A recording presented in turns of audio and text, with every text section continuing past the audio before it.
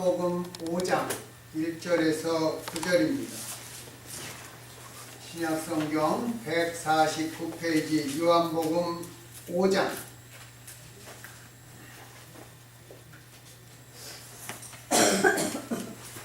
네, 말씀을 읽겠습니다.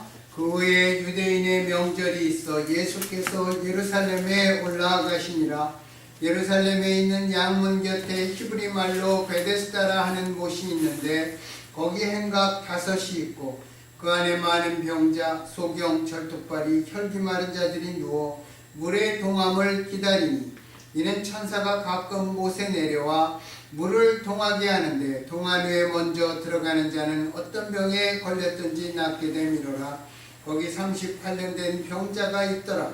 예수께서 그 누운 것을 보시고 병이 벌써 오랜 줄 아시고 이르시되 내가 낫고자 하느냐? 병자가 대답하되 주여 물이 동할 때에 나를 못에 넣어줄 사람이 없어 내가 가는 동안에 다른 사람이 먼저 내려가나이다. 예수께서 가라사대 일어나 내 자리를 들고 걸어가라 하시니 그 사람이 곧 나와서 자리를 들고 걸어가니라. 이날은 안식일이니. 아멘.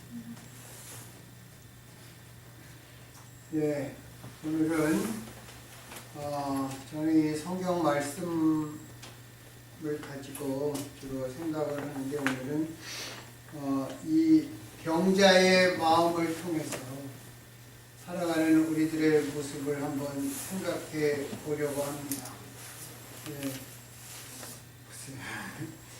심리학자가 아니고 그래서 얼만큼 제가 어프로치를 할 수 있었는지는 모르겠지만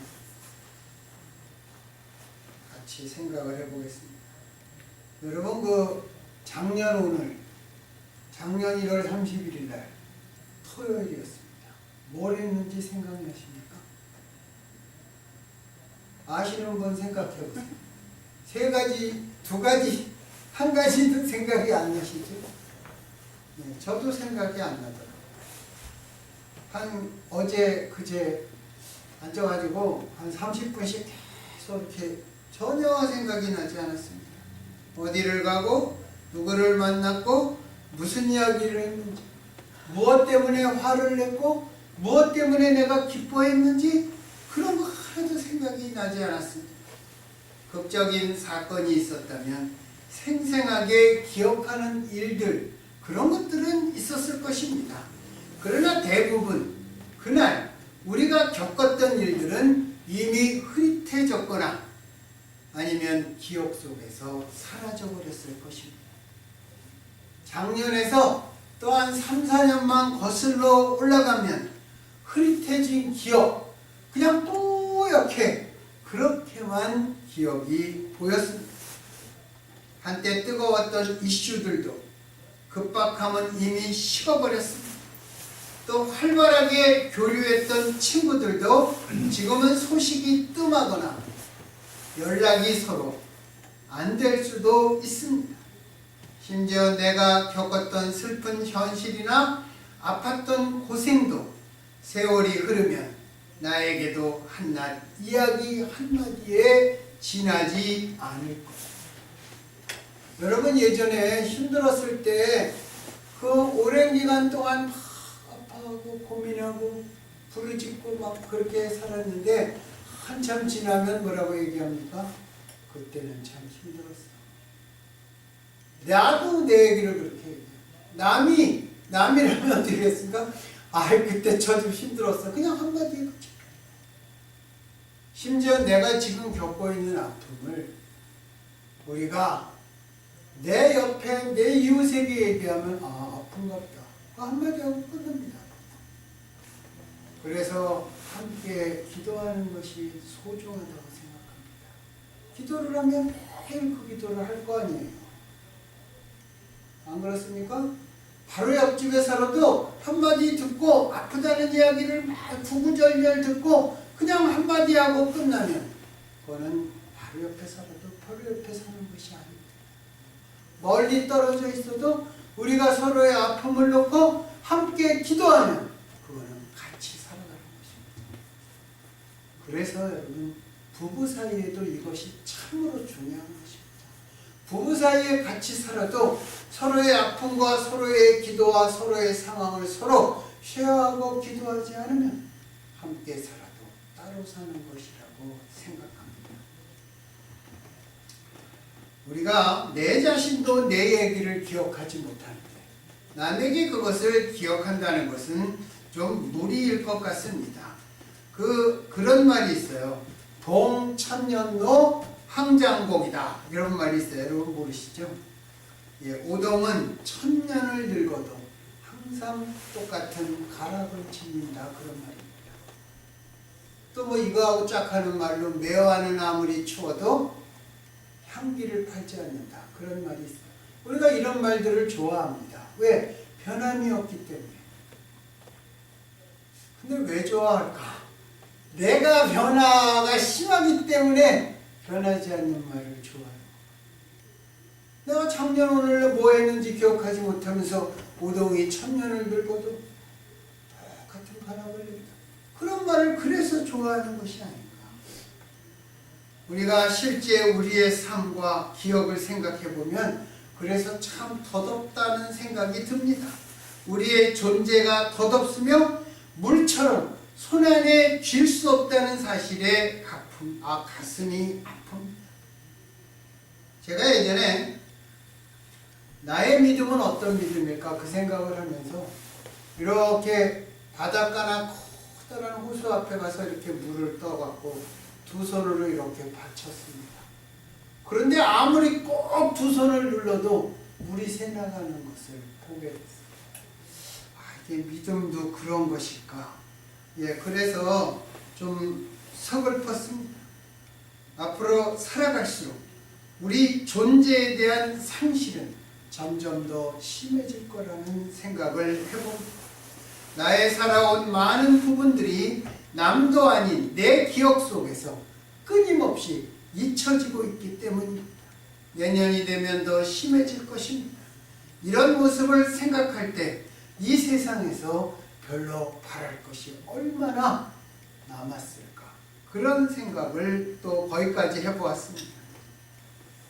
오늘도 이 세상에는 곳곳에서 전쟁을 하고 있습니다. 정치 지도자들은 끊임없이 만났다 헤어지고 석유 가격은 정말 추락하다가 지금 현재 조금 반등했고 경제 전망치는 그리 밝지 않습니다. 또 언론은 기사를 남발하고 있습니다. 언론이 저는 잘 모르겠지만 제가 생각하는 안에서는 언론이 제일 문제가 돼요.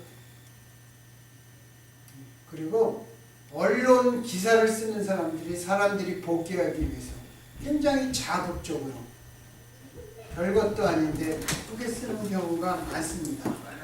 그리고 잘못된 것을 알아도 언론은 사과하지 않아요. 신문에 이만큼밖에 내고 나중에 오보 구석에 이만큼밖에.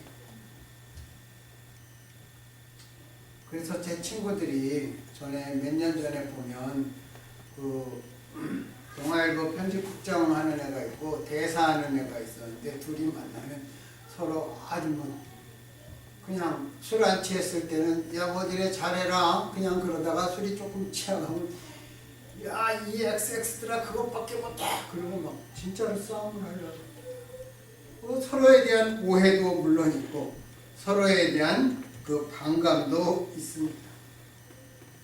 그렇지만 앞으로 불과 얼마 후에 지금의 상태를 얼마나 기억하고 얼마나 그리워할지 모르겠습니다. 우리는 대부분 이렇게 살아가고 있습니다.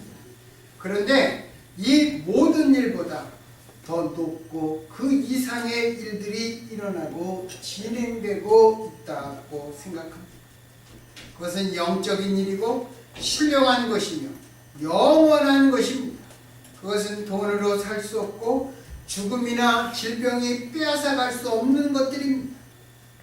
그것은 예수 안에 있는 생명입니다. 성경은 우리가 덧없다고 느껴가는 인생이 일시적인 것이 아니라 영원한 것이고 죽어가는 것이 아니라 살아가는 것이라고 가르칩니다. 비록 나는 깨지기 쉬운 연약한 그릇이지만 우리에게는 놀라운 소망이 있습니다. 그것은 하나님 나라를 바라보는 우리들의 삶입니다. 이 소망을 은혜로 주어졌다. 그래서 은혜라고도 이야기하고 또 우리 안에 있는 하나님의 생명이라고도 합니다. 다른 여러 가지 표현도 얼마든지 있습니다. 우리의 시선과 마음을 하나님 나라의 생명에 고정시킬 때 우리는 우리 주변에 요동치는 시류와 상황에 휩쓸리지 않을 수 있습니다. 우리가 예수 그리스도를 믿는 순간 우리의 삶은 영원한 삶과 연결되어 있는 것입니다. 성경적으로 영생, 그렇게 쓰여진 말이 한자어풀이에는 영원한 삶입니다. 그러나 영원한 삶은 천국만의 삶은 아닙니다. 다니엘서 12장 2장에 보면 선한 일을 행한 자는 영생의 부활로 악한 일을 행한 자는 영벌의 부활로 다시 태어난다고 말씀합니다. 예수 그리스도 안에서 주님과 함께 사는 것이 우리가 사는 영생의 삶입니다. 요한복음 6장 40절을 보면 예수님께서 아들을 보고 믿는 자마다 영생을 얻는 것이 아버지의 뜻이라고 말씀하셨습니다. 예수님께서 이 땅에 오신 이유는 하나님 나라를 회복하시고 영생의 씨앗을 우리들의 마음에 뿌리러 오신 것입니다. 이 영생의 씨앗을 키우며 살아가는 것이 영적인 삶일 것입니다. 일시적인 것 속에서 영원한 것, 사람들 속에서 하나님의 임재를 키워가는 것이 바로 영적인 삶이고 우리 안에 거하시는 성령의 삶입니다. 물론 우리는 살아갈 때 현세적 가치와 흐름에 끊임없이 흔들리며 살아가지만 바람 앞에 몸을 다시 고추 세울 수 있는 것은 성령께서 우리 안에 임재하고 동거하시기 때문입니다. 오늘 본문을 보겠습니다. 예루살렘에는 여러 개의 문이 있었습니다. 망대도 여럿 있었다고 성경에 기록되어 있습니다. 조선시대에도 보면 한양의 문이 여러 개 있었죠. 그죠? 동대문, 서대문, 남대문, 또 북쪽으로 올라가면 창의문도 있었고 자문도 있었고 또 서소문도 있었고 거기에 시구문이라고 하나 있습니다. 시구문. 당시 서울의 그 동남쪽에 있었는데 시구문은 사람이 죽으면 시신이 한양을 떠나는 문이었습니다. 요즘은 그것을 시구문이라는 이름이 안 좋다 그래서 광희문이라고 부르는 것 같습니다. 제가 학교 다닐 때만 해도 버스를 타고 그 근처에 가면 시구문이라고 차장이 불렀습니다. 예루살렘 성의 문들도 이름을 이런 식으로 지은 것 같습니다. 분문이라는 것은 사람들의 분뇨를 갖다 버리는 문이었습니다. 수문은 물하고 관계가 있었을 것입니다. 양문은 쉽게이트라서 성전에 바쳐질 양들이 지나가는 문이었고 시장에 팔리러 가는 양들이 통과하는 문이기도 했습니다. 이 양문은 예루살렘 성의 북쪽에 위치하고 있었습니다. 이 양문 근처에 베데스다라는 연못이 있었는데 지금은 그 흔적을 찾을 수 없다고 합니다. 베데스다라는 그 이름의 뜻은 연민과 자비의 집이라는 뜻입니다. 그리고 이 연못 안에는 지하수의 흐름이 있었을 것이라고 추측합니다. 왜 그러냐면 이 말의 뜻이 not just pond but spring, 그 안에 솟아나는 물의 스프링이 있었다는 것입니다. 여러분은 물 하면 어떤 생각이 떠오릅니까? 물 하면 우리는 단순히 수도꼭지를 틀면 콸콸 쏟아지는 것으로 생각할지 모르겠지만 고대 사람들에게 물이란 그 무엇보다 소중한 것이었습니다. 생명을 주는 것입니다. 그래서 고대 문명이 저 커다란 강가에서 정말 발생했습니다. 그리고 우리말에 상선약수라는 말이 있습니다. 가장 선한 것은 물이다라는 것입니다. 물은 들판을 흘러도 칼로 자른 것 같이 똑바로 흘러가지 않습니다. 이렇게 굽이굽이 돌면서 들판에다가 생명의 물을 공급하는 것입니다. 그러나 동시에 고대 사람들은 그 무엇보다 가장 두려운 것이 물이었다고 생각했답니다. 나일강에 홍수가 한번 나면 어떻게 됐습니까? 그래서 나일강 유역에 사는 사람들이 치수가 발달하게 된 것입니다. 홍수가 한번 나면 다 휩쓸려 가니까 어떤 기준 포인트를 잡고 어디에서부터 어디까지 이런 것들을 다 상실했기 때문에 그렇습니다. 이 베데스다 연못 옆에 행각 5이 있었습니다. 이 행각들은 마치 정자 같은 곳으로 생각하면 됩니다. 지붕이 있고 한쪽 면은 바깥을 향해 열려져 있어서 햇빛과 비를 가리도록 지어져 있는 것으로 팔레스틴과 같이 더운 지방에서는 그런 건물이 필요했다고 합니다. 그 안에 많은 사람들이 연못의 물이 요동치기를 기다리고 있었습니다. 천사가 가끔 연못에 내려와 물을 휘저으면 그때 가장 먼저 물에 들어가는 사람은 병이 나았습니다. 상당히 오화적이고 상당히 만화적인 이야기입니다. 이 이야기는 성경의 다른 곳에는 기록되어 있지 않습니다. 오직 요한 사도만이 요한복음에서 기록하고 있습니다. 그런데 성경을 보면 천사들의 기적 이야기가 구약에도 나오고 신약에도 나옵니다. 그래서 유대인들은 어떤 경우의 일들에는 천사가 개입한다는 사실을 굳게 믿었습니다. 이 사람들은 오늘날도 그것을 믿고 있다고 합니다. 만약 천사가 연못의 물을 휘저을 때 가장 먼저 들어가는 그 한 사람은 어떤 병이든 치료된다고 하면 그 행각에 머물던 병자들 중에 누가 가장 먼저 들어갈 수 있었을까요? 중풍병자였을까요? 소경일까요? 절름발이일까요? 병이 깊으면 깊을수록 위중하면 위중할수록 가장 먼저 연못에 들어가기는 불가능할 것입니다. 이들은 누군가의 도움이 없으면 연못에 도저히 들어갈 수 없는 사람들입니다. 오히려 병이 가벼운 사람, 아프면서도 빨리 달릴 수 있는 사람들 중에 누군가가 가장 먼저 연못에 들어갈 수 있었을 것입니다.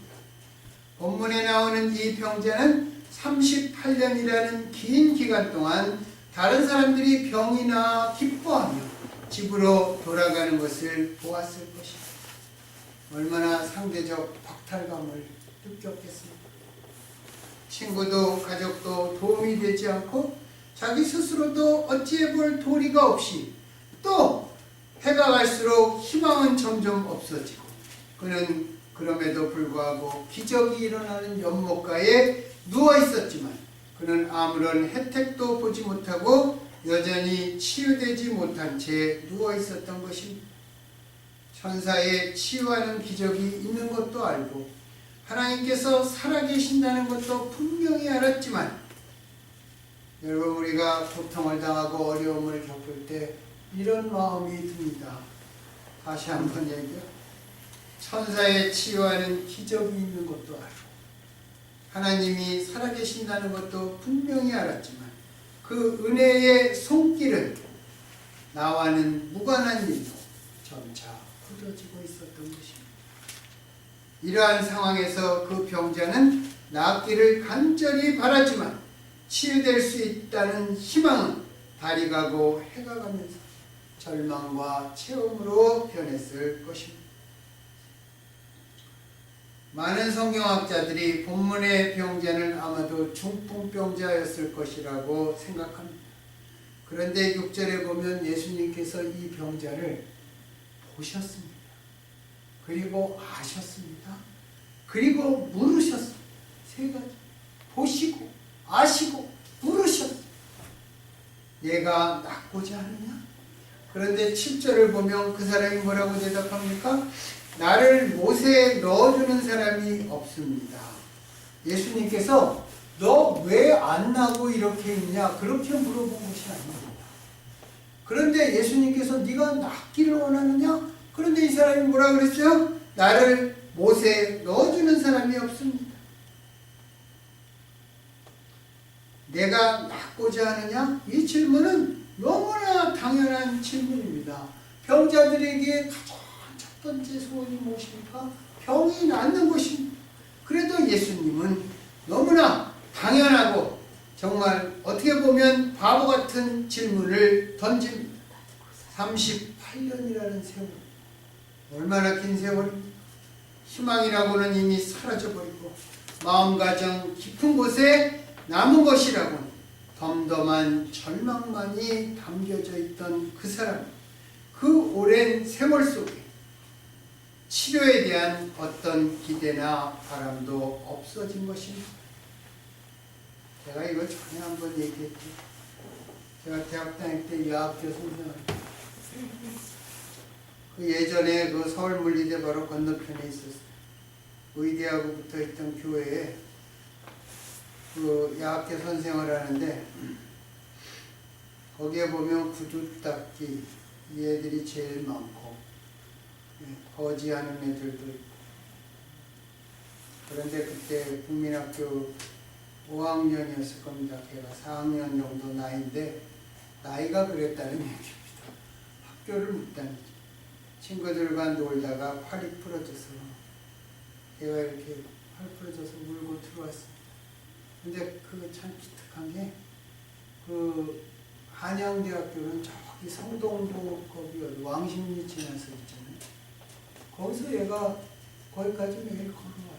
야학교 다니라. 그러다가 팔이 부러졌어요. 서울시청에서 그때 그 어머니가 이제 연락을 해서 왔는데 그 청소부 월급이 그때 15,000원이라는 그때가 있어요.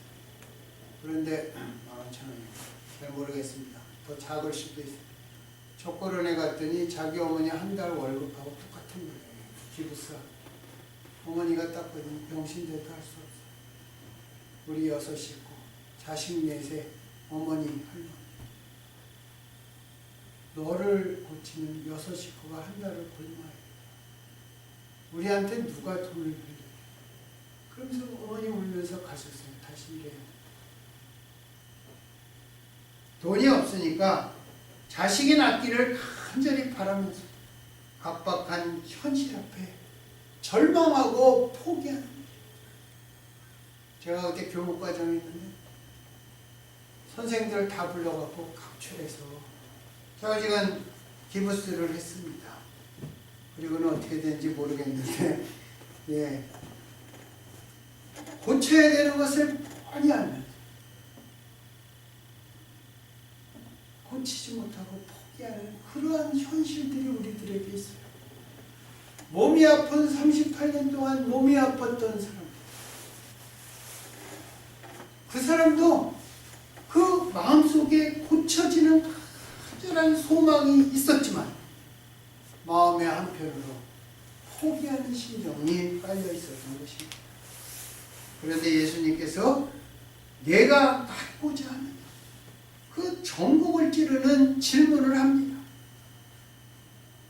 그렇지만 그 사람은 자기가 예수님에 의해서 치료될 수 있다는 것을 믿지도 않았고 대답하지도 않았습니다. 그는 다만 천사가 못에 내려와 물을 움직일 때 자기가 먼저 들어갈 수 없다는 상황만 설명했습니다. 그는 모든 사건을 불가항력적인 것으로 받아들였고 또 받아들일 수밖에 없었을 것입니다. 그런데 그걸 운명론이라는 것의 정의가 이것하고 거의 같습니다. 이 운명론은 그래서 우리의 시각보다 훨씬 더 우리 사이, 바로 우리들 사이에 더 많이 퍼져 있을 것입니다. 우리가 이런 얘기 가끔 합니다. 아, 그날 게임을 내가 봤더니 졌어. 내가 보니까 꼭 지더라고. 저는 우리 교회에서도 점심 먹으면서 그 얘기를 해요. 그냥 현실을 받아들여. 그리고 뭐 나나 한다고 세상이 바뀌나? 이것은 원래 그랬습니다. 여기서는 원래 처음부터 그렇게 했어요. 다 쓸데없는 짓이야. 그것이 정말 우리가 가지고 있는 어떠한 운명의 바퀴에 바뀌는 것입니다. 그것이 아니어야 되는데, 그래서 운명론은 대부분의 시대에, 우리들의 시대만이 아닐 것입니다. 대부분의 사람들 사이에 만연한 자세였던 것 같습니다. 겸손해서 이렇게 말하는 것이 아니라 어차피 달라질 것이 없다는 절망감 때문에 분노하면서 포기하는 것입니다. 물론 그 마음의 가운데는 소망의 자리에 절망이 자리하고 있었을 것입니다. 본문에 38년 된 병자도 자기 자신의 병을 이런 운명으로 치부하며 숨어있는 절망을 그의 대답에서 보여줍니다. 운명론은 우리를 틀에 박힌 괴로운 일상에 체념하며 안주하게 만드는 것 같습니다. 고통스러운 처지에서 어쩔 수 없이 스스로를 위로하며 받아들이는 것입니다. 예전에 제가 다른 거는 기억이 안 나는데 도쿠가와 이에야스라고 일본의 오다 노부나가 풍신수길, 그 다음에 덕천막부를 세운 게 도쿠가와 이에야스입니다. 300년 대업을 닦았어요. 오다 노부나가는 새를 잡아다 놓고 울어, 그래서 안 울면 죽입니다. 도요토미 히데요시는 새를 갖다 놓고 그것을 울게 하려고 가진 노력을 다합니다. 도쿠가와 이에야스는 올 때까지 기다립니다. 그 기다림으로 그는 300년 덕천 막부의 시대를 열었습니다. 그런데 도쿠가와 이에야스가 나중에 한 말이 있습니다. 이렇게 차 받침이 있고 찻잔이 있잖아요. 거기에서 그 사람이 운명과 숙명과 천명을 구분해서 얘기합니다. 그 당시에 제가 읽을 때는 참 맞는 말인 것 같다, 그렇게 생각을 했습니다. 지금도 아마 그런 얘기하자면 그렇게 할 것입니다. 천명이라는 것은 이 컵이 찻잔위를 벗어나서는 안 되는 것이다. 찻잔 바깥에서 일어나는 것이 천명이다. 인간이 어떻게 할 수가 없는 그런 이야기를 하는 것입니다. 운명은 이 찻잔에 컵이 여기 놓여도 조금 놓여도 되고 여기 놔도 되고 장소를 옮길 수 없는 것이고, 그 안에서 움직일 수 있는 것이고, 숙명은 찻잔을 벗어날 수 없는 것이다. 그렇게 설명한 그런 기억이 아직 흐릿하게 있습니다. 우리는 그러한 운명, 우리는 너무나 쉽게 처져 있습니다. 우리가 심리학자들이 얘기하기를 이렇게 운명론의 모든 것을 맡기는 환자들은 자신의 불만과 중상과 중독에 아파하면서도 거기에 애착을 가진다고 합니다. 다른 말로 하면 절망의 포로가 된다고 얘기해도 될 것입니다. 38년 된 불쌍한 병자는 그동안 치유의 물에 들어가려 했지만 항상 너무 늦었다고 대답했습니다. 그의 불평은 자기 상태에 대한 설명이자 한편으로는 그가 낙심하는 이유였습니다. 낫고자 하는 소망과 절망하는 공허감이 그의 마음속에 나란히 자리하고 있는 것입니다. 그 절망감 때문에 예수님 앞에서도 예수님의 질문에 대답을 살짝 돌리고 몸을 웅크립니다. 그동안의 좌절 때문에 이젠 소망과 회복조차 모두 포기한 것처럼 보입니다. 그래서 예수님이 그에게 내가 낫고자 하느냐? 그렇게 물어보신 것 같습니다. 네, 아니오만 대답하면 됩니다. 우리가 어떤 상황에서 그것은 내 능력 밖의 일이야 말하는 것은 운명적인 말일 수도 있고 믿음의 말일 수도 있습니다. 어떤 때 믿음은 체념과 비슷해 보이기도 합니다. 잠언에 보면 뭐라고 되어 있어요? 너의 길을 여호와께 맡기라, 그러면 그가 이루어 주실 것이다. 제가 그 성경을 읽을 때마다 제가 그렇게 반문합니다. 속으로 정말 내 뜻을 이루어 주셔? 내가 다 맡기면 나는 아무 생각도 하지 말고 그냥 모든 거 알아서 해주십시오. 그리고 걱정도 없이 불안도 없이 하나님 마음대로 하시면 어떨까? 그런 마음이 들어서 제가 그 성경 읽을 때마다 정말 그렇게 제가 되었습니다. 그렇지만 믿음은 운명론과는 전혀 다르고 오히려 정반대일 것입니다. 믿음을 통해 하나님의 뜻을 이루려는 목적이 우리 안에 생기기 때문입니다. 신약에서 믿음은 맡긴다 라는 뜻의 고어에서 왔습니다. 제가 방금 얘기했듯이 너의 길을 여호와께 맡겨라, 그 말은 하나님을 믿어라, 그런 말입니다. 믿음을 여러 가지로 말할 수 있겠지만 주님의 무한한 사랑의 손에 저를 맡기는 것입니다. 그런 뜻이 담겨 있습니다. 만약 예수님께서 지금 이 순간 우리에게 똑같은 질문으로 물으신다. 내가 낫고자 하느냐? 그렇게 물으신다. 뭐라고 그러겠어요? 아니, 나는 안 아픈데요? 그렇게 얘기하시겠어요? 우리의 마음속에 아픔이 없고 간절한 소망이 없고 절망한 것이 없는 사람이 누가 있겠습니까? 예수님이 낫고자 하느냐? 해결되고자 하느냐? 그럴 때 정말 주님 앞에 여러분 그냥 설명 다 하지 마세요. 그냥 주님 앞에 구하세요. 구하시고 그리고 예수의 이름으로 이루어질지어다 그렇게 기도하고 예수님 앞에 감사하고 기도가 복잡하게 할 필요가 없는 것입니다. 이것을 그러나 반드시 해야 되는 것이 기도입니다. 우리도 아마 지금까지는 예수님이 그렇게 물으시면 자질구레한 핑계와 상황을 먼저 설명하려고 했겠습니다. 우리가 예수를 더 깊이, 더 넓게 믿으려고 하면서도 막상 주님의 말씀에 순종하려고 하면 내 속에서 또 다른 염려와 또 다른 저항이 있음을 느끼게 되지 않습니까? 주님의 말씀 앞에 순종하기를 원하면서도 이거를 순종 내 마음에 염려가 생기고 저항이 생깁니다. 아직 믿음이 뚫고 들어가지 못한 그러한 우리들에게 있는 믿음의 부분, 불신앙의 부분들이 우리들에게 얼마나 많이 있는지 모릅니다. 그래서 여러분 우리가 순종하려고 성경을 읽고 성경 말씀에 순종하려고 노력하면서 나와 치열하게 싸우는 것입니다. 그래야 믿음이 자라가는 것입니다. 하나씩 더 믿어갈 때마다 우리의 삶은 새롭게 바뀔 것입니다. 새로운 믿음의 창문들이 열리기 때문입니다. 그 구약에 보면 엘리사라는 선지자가 있죠. 엘리사가 요아스 왕 이스라엘 국왕국 요아스한테 와서 창을 여십시오. 창을 열고 화살을 쏘세요.